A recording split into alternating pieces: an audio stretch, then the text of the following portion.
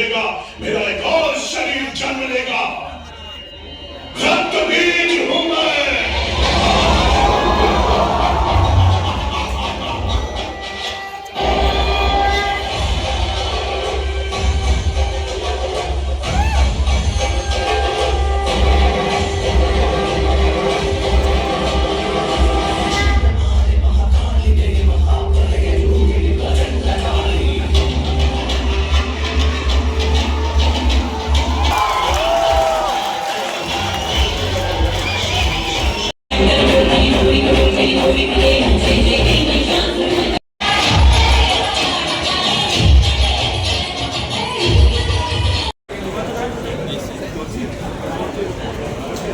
दर्शन में पुत्र कामिष्ठी यज्ञ हुआ, तब अग्निदेव ज्योति ज्वाला से प्रकट हुए।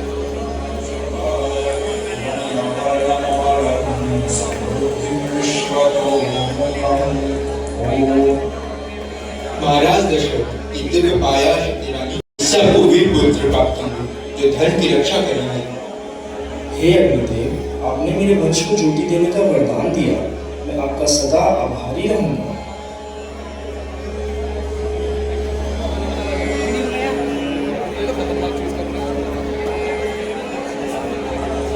बहन सुमित्रा, तुम भी इस वरदान की साझीदार बनो। सुमित्रा, तुम्हें भी इस दिव्य सुख का हिस्सा मिलना चाहिए। मैं आप दोनों के उपकार से कृतार्थ हो गई।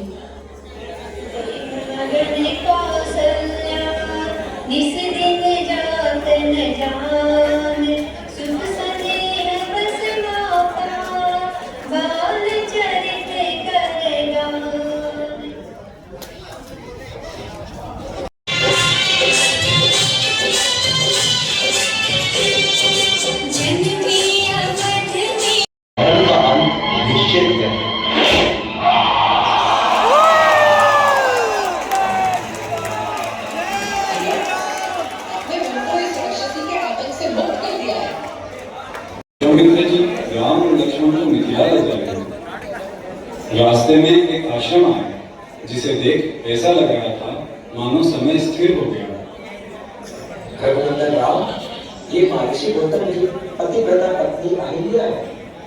इंद्र के कपट से भ्रमित होकर महर्षि ने इन्हें शापित कर दिया था कि इनका शरीर शिला बन जाए। श्राप के अनुसार केवल आपके चरण स्पर्श से ही इनका उद्धार होगा।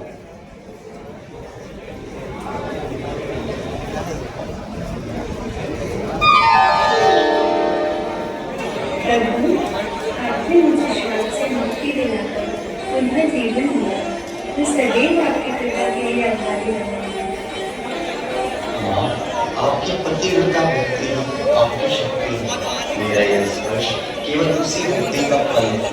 आपका नाम युग युगांतर तक अमर रहेगा। इस प्रकार श्री राम ने अहिल्या का उद्धार किया और यह दिखाया कि मर्यादा और दया से ही संसार की मुक्ति होती है।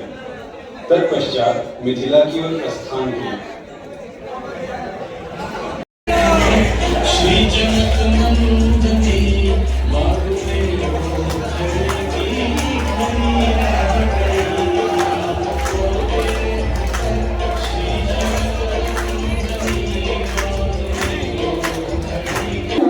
जिनकी मूरत मेरे हृदय में बसी है, उन्हें ही मेरे वर स्वरूप प्रदान करें।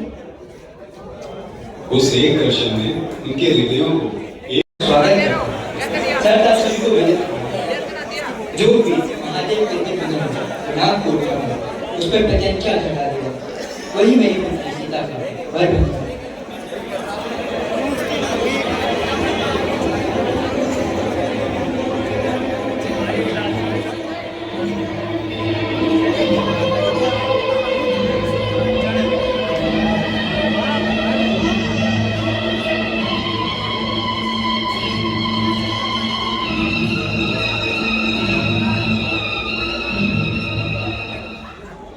मेरी पुत्री जिस धनुष को बचपन में खेल खेल में उठा देती थी, आज उस धनुष को कोई हिला तक नहीं पाया। क्या इस सभा में मेरी कन्या के योग्य कोई वर है भी या नहीं?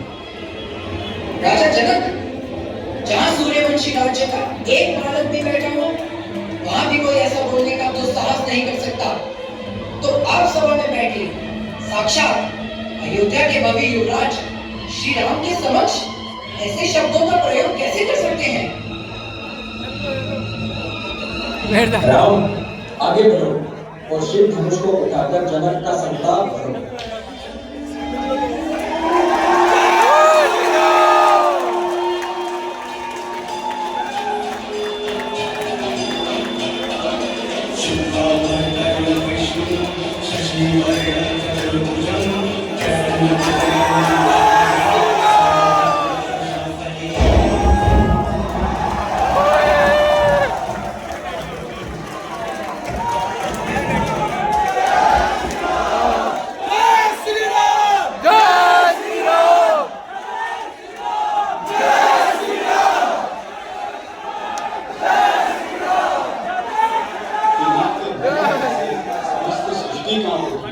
तभी भृगुवंश के महान तपोधन और मेरे परम भक्त परशुराम अग्नि समान क्रोधित होकर प्रकट हुए।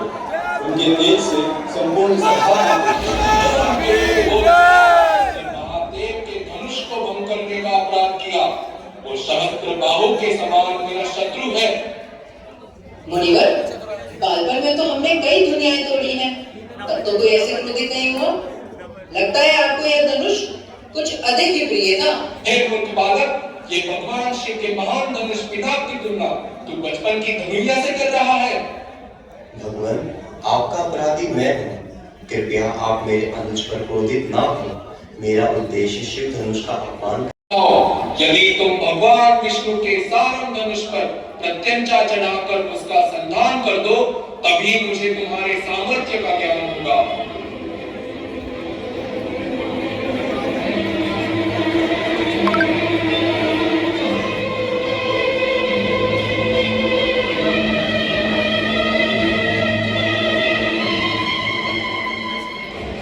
हे मुनिवर, आप जानते ही हैं यह अमोघ बाण निष्फल नहीं जा सकता और आप ब्राह्मण होने के साथ साथ चिरंजीवी भी हैं, तो मैं आप पर तो ये बाण नहीं चला सकता।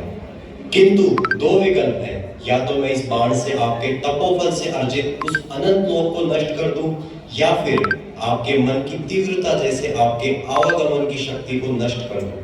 हे राम, आप मेरे आवागमन की शक्ति को नष्ट ना करके मेरे उस अनंत लोक को नष्ट कर दे, जिसके साथ नष्ट होगा मेरा तपोफल और उस तपोफल से अर्जित मेरा अहंकार। परशुराम जी ने राम की महिमा को स्वीकार किया।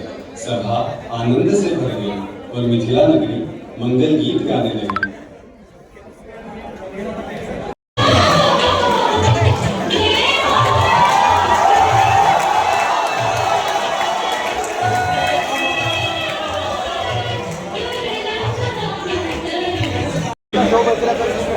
रानी की गई, क्या आप सोच रही हैं कि राज्य आपके पुत्र भरत को मिलेगा? नहीं, सब कुछ राम का हो जाएगा। आप और आपका पुत्र उसके और उसकी रानी के आजीवन दास बन के रह जाएंगे। मंत्रा, तुम ये क्या कह रही हो? राम तो सबका प्रिय है, मुझे भी अपनी माँ से ज्यादा मानता है। मुझे उसका राज अभिषेक देखकर अत्यंत आनंद होगा। आनंद? सोचिए रानी, कौशल्या राजमाता बन जाएगी, राम राजा बन जाएगा, आप और भरत वो बनेंगे राजा राम के दास, तब सब पराये हो जाएंगे। क्या सच में मेरा भरत इन सब से वंचित हो जाएगा? यही सत्य है। आपको महाराजा दशरथ के दिए हुए 2 वरदान याद है ना? समय आ गया है उन्हें उनसे मांगने का। एक में राम की जगह भरत का राज्याभिषेक और दूसरे में राम को 14 वर्ष का वनवास।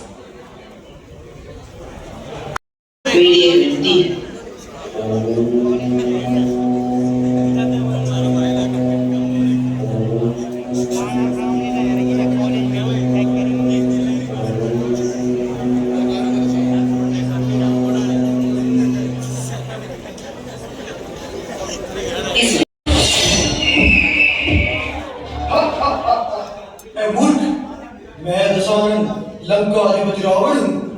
देवता में भी इतना साहस नहीं कि मेरे चंद्रहास के समक्ष टिक सके, और तू इस त्रिलोक विजेता का सामना करने आया था।